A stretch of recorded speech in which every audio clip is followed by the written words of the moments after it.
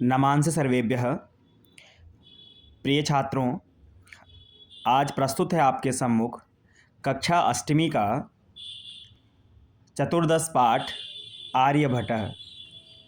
प्रिय विद्यार्थियों, इस पाठ में हमने गणित में आर्यभट्ट जी के योगदान को समझा।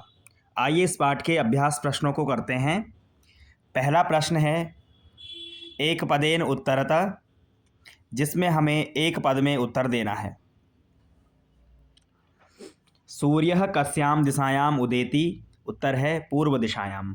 आर्यभट्टस्य वेधशाला कुत्र आसीत्? उत्तर है पाटलिपुत्रे। महान् गणितज्ञः ज्योतिर्विच्चकः अस्ति? उत्तर है आर्यभट्टः। आर्यभट्टेन कः ग्रन्थः रचितः? आर्यभट्टीयम्। अस्माकं प्रथमोपग्रहस्य नाम किम् अस्ति? आर्यभट्टः। ये एक पद वाले उत्तर हैं प्रश्न संख्या 1। अब हम प्रश्न संख्या 2 की ओर चलते हैं, जिसमें पूर्ण वाक्य में हमें उत्तर लिखना है।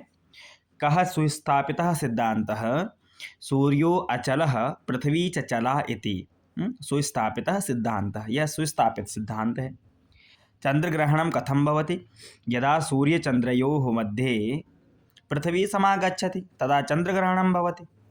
सूर्यग्रहणं कथं दृश्यते? यथा सूर्यपृथ्व्योः मध्ये अथवा पृथ्वी सूर्ययोः मध्ये चंद्रः समागच्छति तदा सूर्यग्रहणं दृश्यते। आगे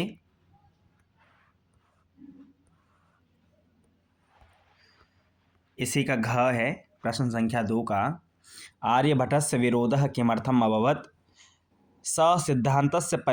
सिद्धांतस्य परिवर्तन कारणेन, है ना। उन्होंने जो समाज में प्रचलित सिद्धांत थे अथवा जो रूढ़ियाँ थी, उसे सिद्धांत तो नहीं कहेंगे, पर उन रूढ़ियों को उन्होंने खंडित करने का प्रयास किया, है ना। इसलिए उनका क्या हुआ? पहले विरोध हुआ।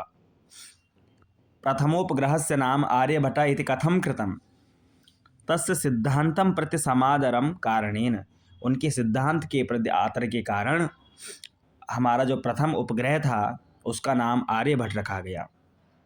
प्रश्न 3 है रेखांकित पदानि आधृत्य प्रश्न निर्माणं कुरुत। जिन शब्दों के नीचे रेखा खींची है, जैसे पश्चिमायाम, परंपराया, गणित ज्योतिष, सामान्य जनाः, पृथ्वी सूर्ययोः, इनके स्थान पर प्रश्नवाचक शब्द का प्रयोग करके हमें प्रश्न बनाना है। जैसे सूर्यः पश्चिमायाम दिशायाम अस्तं गच्छति, तो पश्चिमायाम की जगह पे आ जाएगा कस्याम, बाकी वही वाक्य रहेगा। सूर्यः कस्याम दिशायाम अस्तं गच्छति, ये प्रश्न बन गया। दूसरा, पृथ्वी स्थिरा वर्तते इति परंपराया प्रचलिता रूढ़िः, तो परंपराया की जगह पे कया आ जाएगा, बाकी वही वाक्य रहेगा, है ना उत्तर में। आर्यभट्टस्य योगदानं गणित ज्योतिष संबंधं वर्तते। आर्यभट्टस्य योगदानं केन संबंधं वर्तते? ठीक है, बाकी वही शब्द रहेंगे, खाली गणित ज्योतिष की जगह पे केन संबंधम।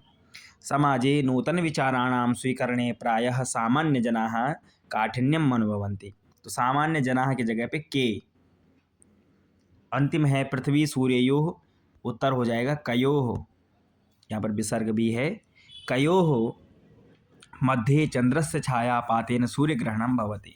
ये सबके प्रश्न बन गए। अगला प्रश्न है मंजूषातः पदानि चित्वा रिक्तस्थानानि पूरयेत्। रिक्त स्थान भरने हैं।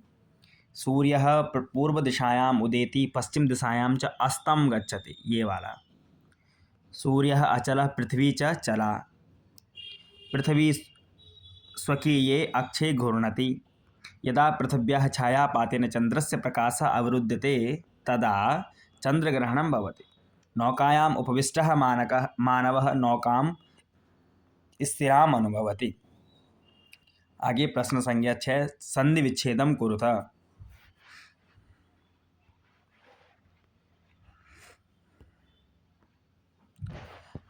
ग्रंथो अयम, इसमें एक शब्द है ग्रंथः, संधि विच्छेद करना है, तो पूर्व पद है ग्रंथः, उत्तर पद है अयम। सूर्याचलः, पूर्व पद सूर्य, उत्तर पद अचलः, तथैव पूर्व पद तथा, उत्तर पद एव। कालातिगामिनी में पूर्व पद काल, उत्तर पद अतिगामिनी। प्रथमोपग्रहस्य में पूर्व पद प्रथम, उत्तर पद उपग्रहस्य। प्रश्न संख्या 6 अधोलिखित पदानां विपरीतार्थक। विपरीतार्थक अर्थात विलोम शब्द यहाँ पर लिखने हैं। उदयः अस्तः, अचलः चलः, अंधकारः यहाँ पर प्रकारः की जगह ये अशुद्ध हो गया, प्रकारः की जगह प्रकाशः, ठीक है, यहाँ पे प्रकाशः कर देंगे। अंधकारः प्रकाशः, स्थिरः अस्थिरः, समादरः अनादरः, आकाशस्य भूमेः, इसका आ भाग है। यहाँ पर समानार्थक अर्थात पर्यायवाची पर्याय पद लिखने हैं। संसारे विश्वे इदानीम अधुना वसुंधरा पृथ्वी समीपम निकषा गणनम आकलनम राक्षसौ दानवौ, ये इनके पर्यायवाची शब्द हैं, ठीक है। एक में विलोम शब्द थे, एक में पर्यायवाची शब्द हैं। तो बेटा ये परीक्षा में भी पूछे जाते हैं, परीक्षा की दृष्टि से अत्यंत उपयोगी है और आपके शब्दकोश की दृष्टि से भी, इसलिए आपको ये याद करने हैं, इनको समझना है। आगे अंतिम प्रश्न है, प्रश्न संख्या 7। अधोलिखितानि पदानि आधृत्य वाक्यानि रचयत। यहाँ पर आपको वाक्य रचना करनी है। पहला जो वाक्य है, पहला शब्द है सांप्रतम, है ना, तो सांप्रतम गच्छामि, अब चलता हूँ। निकषा, निकषा समीपम निकट, ग्रामम निकषा जलम वर्तते, गांव के पास में जल है। तीसरा है परितः, ग्रामम परितः पुष्पाणि सन्ति, गांव के चारों ओर पुष्प हैं। उपविष्टः अर्थात बैठा हुआ, उपविष्टो बालकः कथयति, बैठा हुआ बालक कहता है। कर्मभूमि, मम कर्मभूमि अस्ति, यह मेरी कर्मभूमि है। वैज्ञानिकः, वैज्ञानिकः सम्माननीयो भवति, वैज्ञानिक जो है वो सम्माननीय होता है, वो सम्मान का पात्र होता है। तो प्रिय विद्यार्थियों, इस प्रकार से आर्यभट्ट नामक पाठ के हमने ये प्रश्न देखे, जिनमें एक पदेन उत्तरत, पूर्ण वाक्येन उत्तरत, है ना, रिक्त स्थान था, प्रश्न निर्माण है, संधि वाले प्रश्न हैं और समानार्थक, विपरीतार्थक और वाक्य रचना, ये सभी महत्वपूर्ण प्रश्न हैं परीक्षा की दृष्टि से। आप इन प्रश्नों को उत्तर पुस्तिका में लिखने के बाद इनको पढ़ेंगे, समझेंगे और अभ्यास करेंगे। धन्यवाद।